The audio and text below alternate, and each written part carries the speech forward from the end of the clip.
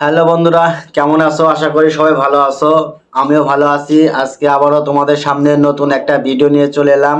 আজকে কথা বলবো বাংলাদেশের সুপারস্টার নায়ক সিয়াম আহমেদকে নিয়ে। সিয়াম আহমেদের নতুন একটা সিনেমা জঙ্গি।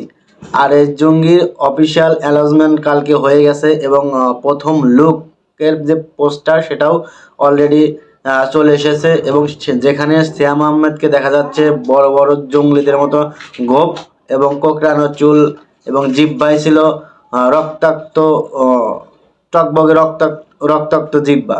তো এইরকম একটা পোস্টার জঙ্গির প্রথম যে লুকটা সেটা প্রকাশ পেয়ে গেছে এবং সিয়াম আহমেদ ওই ক্যাপশনে লিখেছে, সিয়াম আহমেদ ওই ফার্স্ট লুক পোস্টারের সাথে একটা ক্যাপশন লিখেছে, চুপ ছিলাম বলেই তোরা ভাবিস না জঙ্গলি তোদের ভুলে গেছে, জঙ্গলি আসছে হুঙ্কার নিয়ে।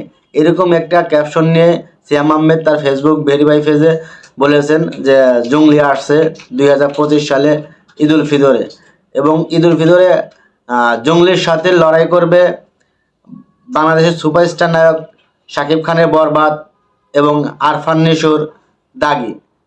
তো সব থেকে যেটা ভালো লাগছে আমার সেটা হলো যে জঙ্গলি সিনেমা যেরকম বাংলাদেশের সিনেমা প্রেমীরা চাচ্ছিল ঠিক সেই রকম জঙ্গলি সিনেমাও একটা ভয়ঙ্কর রূপে নিয়ে বা ভয়ঙ্কর একটা সিনেমা নিয়ে বাংলাদেশে হাজির হয়েছে সিয়াম আহমেদ। আর সিয়াম আহমেদের লুকটা অনেক পরিশ্রমের মাধ্যমে এরকম লুক নিয়ে আসা হয়েছে। সিয়াম আহমেদ নিজে বলেছে যে এই লুকটা আনতে তার অনেক কষ্ট করতে হয়েছে। আর সিয়াম আহমেদ দেখিয়ে দিচ্ছে যে বাংলাদেশের মানুষ বাংলাদেশের সিনেমা প্রেমীদের যে মনের আকাঙ্ক্ষা বলিউড হলিউড সিনেমার মতো সিনেমা করা মানে উপহার দেওয়ার জন্য, সেই রকম আদলেই এই জঙ্গলি সিনেমাও হবে।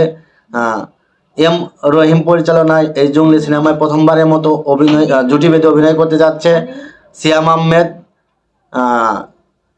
শবনম বুবলী এবং দিঘি।